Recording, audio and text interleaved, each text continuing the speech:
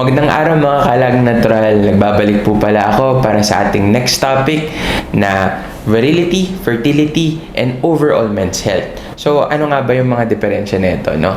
Kayo po ba'y medyo hirap sa performance sa bedroom? Or meron ba kayong mga agam-agam kung kaya nyo po bang makabuo ng chikiting? Siguro pakinggan nyo pong mabuti yung ating topic ngayon. So siguro narinig nyo na fertility versus virility. So dun muna tayo sa virility. So ang virility ay galing sa salitang virile. So sa dictionary definition, ito yung meron tayong lakas or energy or yung strong sex drive, di ba? Yung libido, yung gana mo na gumawa ng chikiting, no?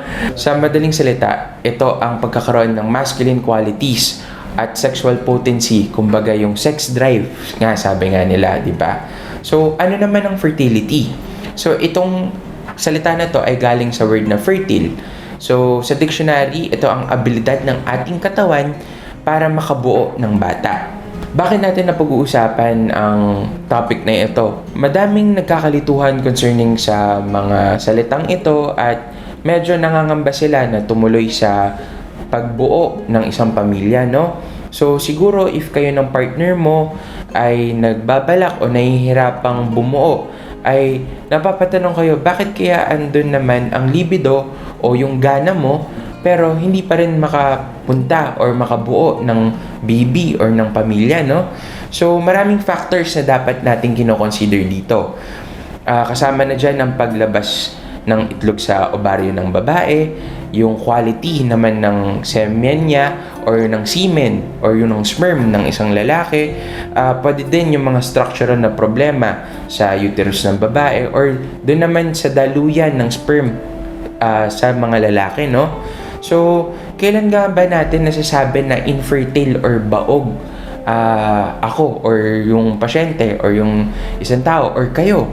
So, sa medical definition po, ang infertility ay ang abilidad ng mag-partner or ng isang mag-asawa or couple na bumuo ng anak within 1 year times period nang sila ay nagtatry. Pag sinabi natin nagtatry ay at least 3 to 5 times a week.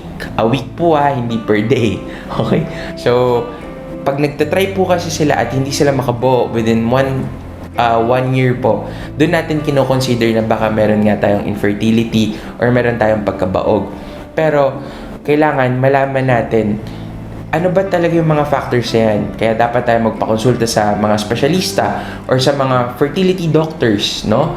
At makita natin. Pero hindi lang naman po sa babae na ihahalin tulad or na kokonekta ang pagiging infertile. Pwede din natin tingnan yung male factors, no? So, sa male factors, dito pumapasok yung virility, yung pagiging masculine, yung libido. Kahit nga sabi nga natin na may gana, pwede kasing may problema sa sperm, may problema sa daluyan ng semen, or may problema sa performance issue sa kama na hindi tumatayo si Manoy. Joke lang. Pero ayun nga, pag nagkakaroon nga tayo ng mga ganong problema, mas may hirapan nga tayong bumuo. At kailangan natin talaga magpakonsulta para malaman ano ba yung mga problema na yan.